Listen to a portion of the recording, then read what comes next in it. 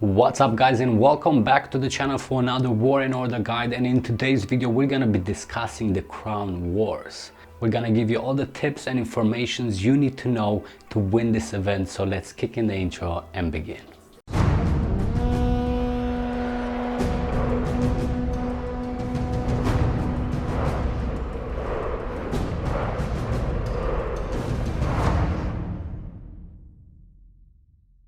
Okay, so the Crown Wars are going to happen every week on Friday or Saturday, and every week you're going to be having a different time when the event starts. And the reason why this entire time change happens is to give the opportunity for every player to participate in the event.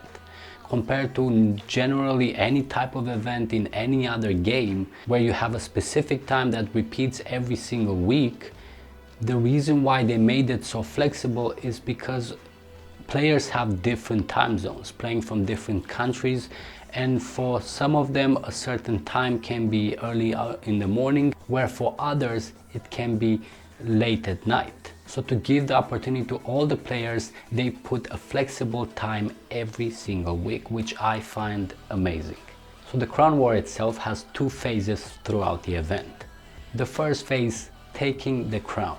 This phase is going to last 3 hours, and the alliance with the most occupation points gets to take the crown to their alliance castle. And the way you get those occupation points is by occupying the towers or the royal city, or both together. Occupying a tower is gonna give you 5 points per minute, where occupying the royal city is gonna give you 15 points per minute. Now, I'm not gonna go into the maths of how many what you need to get the win. All you need to know is at the end of the 3 hours you need to have the most points to get the crown. So whether you do it by occupying the center part and a few towers, or just focusing on the towers itself, is gonna be defined on what happens during the battles, of how many alliances participate and how strong everyone is. The one thing I'm going to talk about is the reinforcements for these objectives. Now, it goes to say that each player should apply any type of buff to their army to increase the power and therefore have a stronger reinforcement or a stronger attack. But one thing that is important is the size of your Hall of War, which increases the size of the rallies, because each objective size of reinforcements is going to be defined by the player that has the highest one. So it's important to know which players from your alliance have the biggest rally size and put them strategically in all of your objectives to make sure you have as much reinforcements in each one of them to be able to keep them and therefore get the points required to win this event. Once phase 1 is finished, the crown will start moving towards the alliance castle from the winning alliance from phase 1. During this movement you cannot attack or take the crown, but what you can do is attack the alliance castle where the crown is heading. Because if the alliance castle gets destroyed before the crown gets there, the crown will switch targets to the next alliance in line depending on the points from phase 1. Once the crown reaches the alliance castle from the winning alliance, it will stay there and phase 2 will begin.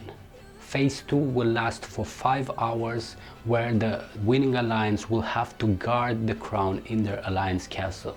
And of course you do that by reinforcing the castle and making sure the other alliances cannot attack it and destroy it.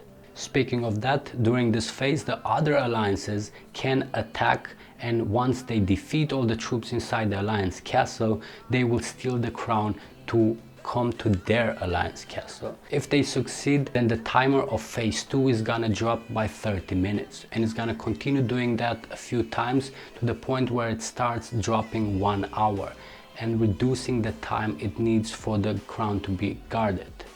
And once phase 2 is successful, the alliance that has the crown at the end of it will be declared the winner and therefore take control of the royal city and all the perks coming with it.